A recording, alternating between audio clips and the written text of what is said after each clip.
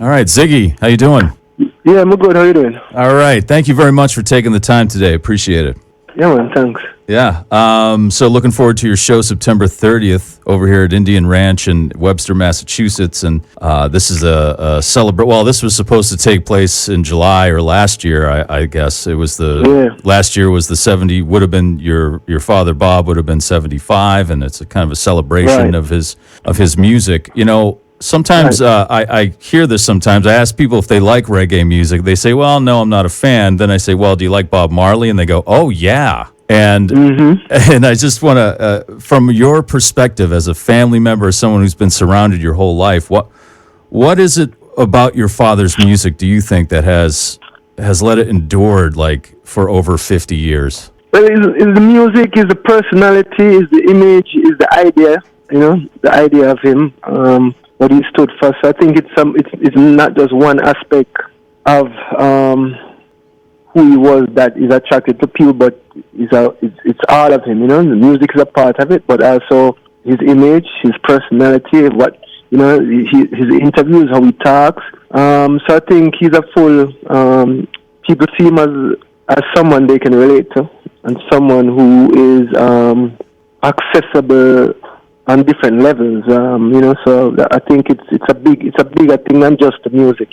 I think it would be the message too. I think people go to. It's all a part of it. Yeah, it's all a part of it. I think, but it's not just one thing. That's what I'm trying to say. Yeah. I mean, it seems like the music, to me anyway, as someone who's been listening to his music since I was a teenager, there's like a healing quality to it, like almost, it's a comforting quality to it, and I don't know if that's something that other people feel, but to me personally, that's how I feel when I listen to Bob Marley's music. Yeah, I feel like everybody have their own experience with it, depending on how their life is or whatever. And you have to remember to that, even when he was making music while he was here, not everybody did love it at that time either. You know what I'm saying? Mm-hmm. He had critics too. He had people who, he had a lot of critics.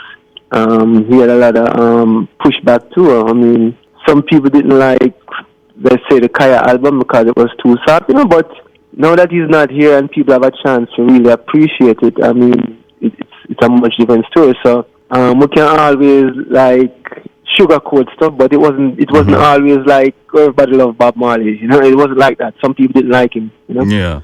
Some people hated him, and some people fought him, and he had the struggles. Yeah. Well, he was breaking new ground too, so people.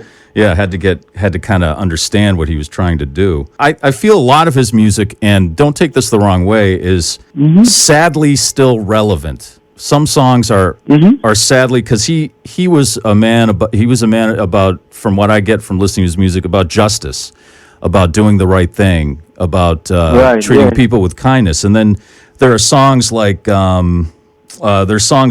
Johnny Was, or War, or Them Belly Full, that, those were in the 70s, and then they can still be so very relevant today. And again, don't take this the wrong way, but unfortunately still relevant today. I think that's part of, to me, that would be part of some of it that people can still relate to, the social justice message. Yeah, I mean, the world will never be perfect. We're out of balance now is the problem, and so it will always be relevant because there's no perfect. It's not like the world is ever going to be perfect. There will always be injustice in some form, but we're trying to make it be less injustice. We're trying to let there be less war, less division. That is the goal. Is not to. We don't believe that we can totally, wipe out every negativity, every bad thing in the world. But what we want is a more balanced world where the positive stuff is more than the negative stuff. So I think that's what it is. And so that the music will always be relevant. There's no time when it will not be relevant. I would imagine you were just surrounded by the music, not just your father's music, but just music in general, just because of what your father was doing your whole life. Was there is this something you wanted to pursue? Is this a path that you chose very early on, or did it come later? Was it something that that came? It was like, I'm going to be doing this because my dad's doing it, or did you make a decision like, I'm going to make music like my father? No, the reason why I make music is because I'm inspired to write songs, and that's the only reason why. If I wasn't writing songs, I wouldn't be doing music. If it wasn't something I'm inspired to say something that is meaningful, and to express myself in that way, then I wouldn't be doing music. So I mean, we grew up around music, but we're not just music. We're other things too. So I always wanted to be a doctor, and so in my school I studied some biology and stuff like that. So the mind, we're not limited. Even though music is our main focus, a main avenue of expression, our expressions are not just limited to the world of music. Our creativity with the books, we have something to say in speaking to other people. Just I'm speaking to you, I'm speaking to other people. So music came on because there was a purpose behind it, and I was inspired to say something that is meaningful, not just to me but to others, and that's why I do music. I know that you mentioned there's more than just the music, and I know that you're doing stuff for dogs with Apothecary. I like the APAW spelling of Apothecary. I think that's awesome. But you recently, is this a fairly recent thing for you? Like getting the dog, and I know you've written songs, but I grew up with dogs, but from a young kid, it's brand new for them, and it's kind of new for me because it's been years since we haven't had a pet and a dog. So it's new to me. For my kids, it's brand new, and my wife, it's brand new. They've never had dogs, but I grew up around animals, and so I was very happy that we could get a dog and have the kids them experience what it's like to be around another type of creature that is not a human being. To relate to other living things beyond your own quote-unquote species is important for the growth of, the growth and appreciation of creation in general, So we love that, Yeah, I think dogs can teach. I've had dogs most of my life, and they can teach us some really great lessons on kindness and love and reaction to certain things. Yeah, so I think that's a beautiful thing. Are you going to be offering Apothecary stuff at your shows? No, I don't think so. It's an idea, though.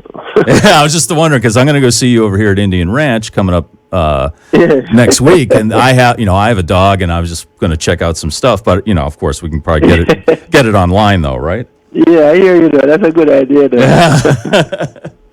When it comes to writing and creating music for you, and you're already a well-established artist on your own. You've already taken reggae music to different levels and tried different things with it. And were there any lessons or advice that your father gave you when it came to writing and creating music? No, not specifically, but the advice and what we learned from our parents in general was, hard work, discipline, being focused, putting in, rehearsing, practicing, rehearsing.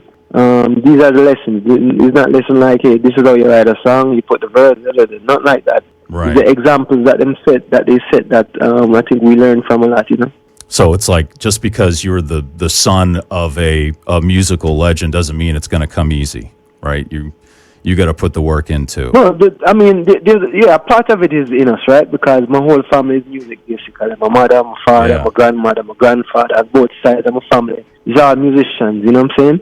Yeah. So there is something in us, You have families of farmers, you have families that are doctors, actors, you know what I'm saying? So it's a natural thing that some genes are passed on to the children of people who, have a certain ability. Yeah. And so that's the natural part of it. But you still have to work at it. You still have to, you can't sit down, it's not going to happen like that. You got to work. You got to put in the work. Right. To make it better, to improve your skills, in whatever field you are in. You got to work at it. As someone who has a 17-year-old daughter, that is something I'm trying to impress upon her every day. It's tough. Yeah, my kids too. My kids is the same thing. We try. I just was telling my son, you want to soccer team, bro? You got to work at it. It's not going to just happen. Right. Yeah. Right. Practice. That's get you got to. You have to if you want to. Yeah. Yeah. It's tough though. The kids want it right away. And of course it would be nice if it came instantly, but that rarely does that ever happen.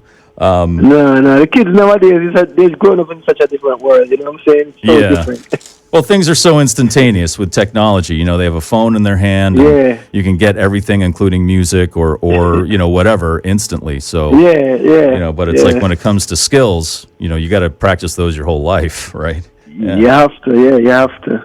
I wanted to ask your thoughts, if you don't mind, on Lee Scratch Perry, who passed away recently. Mm-hmm. Now, he's another person like your father who had, I'd like to say, had a hand in shaping reggae music. Mm-hmm. And he worked with your father in the very, very early days. Did you ever get to meet him or talk with him? Yeah, man. I used to go to the studio with father, to Scratch studio, play with his kids. I mean, we grew up around these guys, Yeah. He's got a reputation as being someone who's rather eccentric.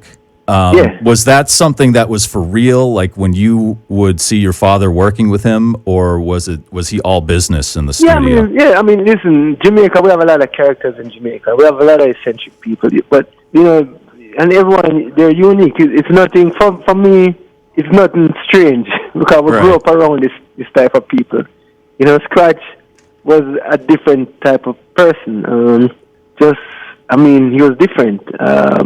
Some people might say slightly crazy or whatever, but for us it's normal to be around these type of people. We grew up around them. Right. And so we accept the individuals and their peculiar ways. It's like not a big deal for us. It's like Right. Well, I wasn't. That's Scratch. That's who he is. Yeah, I wasn't like trying to pass a judgment on him, but I was wondering if, because you would see him. Yeah, you'd see him perform, or you'd see him speaking with the press or something, and he was just his own person. But I just wondered, in the studio, was he like all? Was he completely different? Scratch was always Scratch. He's always Scratch. Yeah. It's him. Right. Do you think if your father didn't work with Lee Perry, that his music would have been different? I mean, of course, everything affects everything else. Of course, I mean, it's all connected. Everything is connected. Scratch brought something to Bob. Bob brought something to Scratch, and everything is connected. Of course, it would be different, but I mean, it's a natural thing, Yeah. So this tour you're doing is a celebration of Bob Marley's, what would have been his 75th birthday. And if he was alive today, would he have pursued something beyond music? Like maybe would he have gotten into politics at all? Because I know he was a force for change. No. And would he have tried to get? No, he wouldn't get into politics. No, not in the way. If I think not in the way of like I'm a politician, I'm going to run for office or some shit like that. Oh, okay. But he's into the well-being of people, and politics might politics might have been a part of his life by trying to stop him, because politics like power, and politicians like power, and if they see a threat to that power, then them try to stop it. So that's how politics would have come in. But he wouldn't run for office or nothing like that. He doesn't need to. He wouldn't have needed to do that. What I mean? A leader is a leader. You don't have to run for office to be a leader, especially in Jamaica. Yeah, we lead without. We don't have to be.